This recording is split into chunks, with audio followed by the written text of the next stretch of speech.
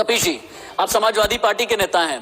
अगर किसान पंजाब और हरियाणा का ये कहने लगे कि हर घर से एक किसान, हर परिवार से एक किसान दिल्ली कूच करेगा, ट्रैक्टर लेकर दिल्ली कूच करेंगे और लाल किले से लेकर के इंडिया गेट के अमर जवान ज्योति तक जाएंगे, क्यों ना ये कहा जाए कि अगर परेड को आप डिस्टर्ब करने की कोशिश कर रहे हैं, क्या ये क्रांति है या अराजकता है? क्या ये किसान आंदोलन है या फिर देशद्रोह है? सबसे पहला तो प्रश्न इस बात का है कि सरकार किसके लिए बनती है? जनता के लिए बनती है कि सिर्फ अपनी हनक दिखाने के लिए बनती है?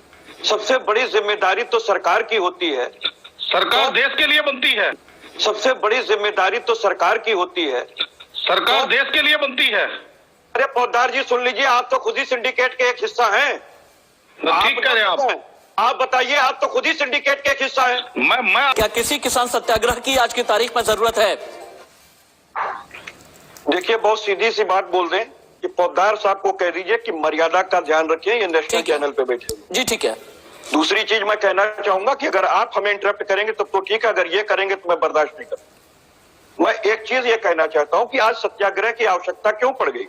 हम ये कह रहे हैं राशिद भाई, आपकी भलाई के लिए हम कानून बना रहे हैं, आप कह रहे साहब ये तो हमारे भलाई के लिए है ही नहीं, तो उस कानून का लाभ क्या है? सत्याग्रह करना क्या इस देश में गलत है? संवैधानिक अधिकार है व्यक्ति का आंदोलन करना। अगर सरकार जिनको हमने अपने के लिए, अपने बेहतरी के लिए, अपने सर्वांगीण विकास के लिए चुना है, तो आज अगर वो हमारे सर्वांगीण विकास की जगह वो हमारा पतन करना शुरू कर दें, तो आंदोलन ही तो एक संवैधानिक अधिकार हमें लोकतंत्र के अंदर मिला है। आज तो किसान लोकतंत्र को बचा रहा है। और आज जहां फंडिंग की बात आ रही थी, बड़ी हास्यास्पद बात यह थी कि अभी तक हम लोग सोच रहे थे कि इसमें फंडिंग की बात क्यों नहीं है, तो पीएफआई की तरह ये भी आ गए।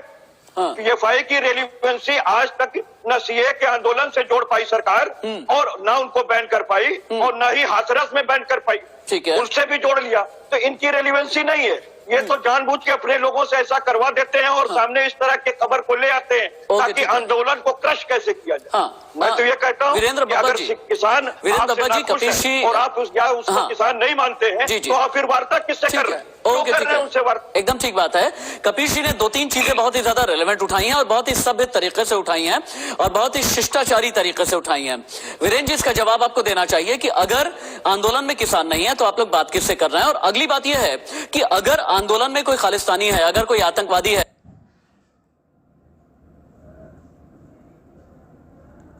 की फंड रेजिंग जो है यूके में, इटली में, कनाडा में और पाकिस्तान में हो रही है, और जैसा कि इंडिया न्यूज ने भी खबर दी है, तो ऐसे में आप लोग कानूनी एक्शन अभी तक क्यों नहीं लेते? अभी तक आप एक बहुत संवेदनशील नेता हैं, पहली बात तो ये। दूसरी बात ये कि आप तथ्यों के साथ में बात करते हैं और मैं सालों से आपको जानता हूं, किसानों के बीच रह करके किसानों वाली राजनीति आप करते हैं सकारात्मक तरीके से। अब एक जवाब आपसे चाहता हूं मैं। किसान बड़ा भोला होता है और अगर किसान के प्लेटफॉर्म का इस्तेमाल कोई ऐसा अराजक तत्व करने लगे तो क्या ये ठीक है? मैं ये नहीं कह रहा हूं कि किसान किसी भी तरह से कसूरवार है, पवन खटाना कसूरवार नहीं है, लेकिन पवन खटाना के नाम का इस्तेमाल करके अगर कोई खालिस्तानी आ जाए तो वो कसूरवार होता है। आपको लगता नहीं? ठीक ऐसे ही जैसे सीए एनआरसी के आंदोलन के नाम पर कई असामाजिक तत्व आ गए थे, कई देशद्रोही तत्व आ गए थे, और ऐसे तत्व जिसकी वजह से बाद में दिल्ली में दंगा भी हो गया था।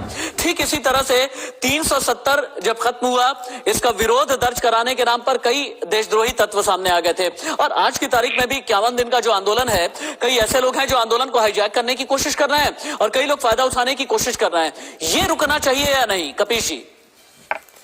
देखिए, इस बात की रेवेलेंसी बिल्कुल होनी चाहिए कि अगर हमारे किसानों के बीच में कोई इस तरीके का उग्रवादी घुस आता है और जो कि किसान आंदोलन के लिए बुरी बात है, तो किसान तो उसी दिन उसके किनारे लगा देंगे जिस दिन पता चल जाए। दूसरी बात, ये सरकार की भी जिम्मेदारी होती है कि देश विरोधी ताकत अगर वहां पर कोई बैठा हुआ है जो कि किसान आंदोलन को भड़का सकता है, तो 151 सीआरपीसी किस दिन के लिए बनी? कम से कम उसकी तत्काल अरेस्टिंग कीजिए और शांति भंग ना होने पाए इसका ख्याल सरकार को करना होता है। चौथी चीज मैं एक चीज कहूंगा कि सिर्फ किसी बात को यह कह देना कि यहाँ से फंडिंग हो रही है या फला बैठे हुए हैं, इससे रिलीवेंट नहीं होता। कानून इस बात को कहता है कि एक्टेसरिया और मेंसिया का दोनों का कंप्लायंस होना चाहिए, और ये तभी होगा कि जब आप एविडेंस एक्ट के तहत उसके साक्ष्य को आप संग्रहित करते हैं। मैं एक बात कहता हूं कि अगर किसी ने कह दिया कि अमेरिका या कनाडा या इटली से एक फंड चला है जो किसानों की मदद कर रहा है, तो मैं ये पूछता हूं कि खाली कह देना नहीं, किस अकाउंट में आया, किस अकाउंट से चला, इसकी रेलेवेंसी होती है। पीएफआई को ले लेकर के बात कहा गया, हाथरस आंदोलन के अंदर एक वेबसाइट को लेकर के कहा गया, और जो ये सारी चीजें समाप्त हो गई, ये सारी चीजें गायब हो गई, तो ये साफ चीजें सब दर्शाती है कि सरकार तो स्वयं आंदोलन को क्रश करने के लिए इस तरह की योजना बात तो बनाती एकदम है। ठीक तो है। ये सरकार साफ करे, और भारतीय जनता पार्टी के प्रवक्ता से पूछा बात तो जाना एकदम चाहिए ठीक है। कि ये ऐसा तो नहीं वीरेंद्र है जी। कि आखिर इन्हीं का बनाया हुआ सारा चीज है जिसको वो क्रश करने के लिए लेकर के आना चाहते हैं। अच्छा, तो CAA वीरेंद्र के जी। अंदर और हाथरस के अंदर जिस तरीके से इन्होंने किया, चार्जशीटेड आज तक PFI क्यों नहीं हुई, वीरेंद्र क्यों नहीं जी, बैन हुई? कपीश जी जो बात कर रहे हैं कि अगर PFI का नाम आया CA के खिलाफ आंदोलन में, PFI का नाम आया दिल्ली दंगे में, PFI का नाम आया हाथरस में, जो कुछ भी हुआ उसमें भी अगर PFI का नाम आया, PFI जैसे संगठन पर अभी तक बैन नहीं लगाया गया।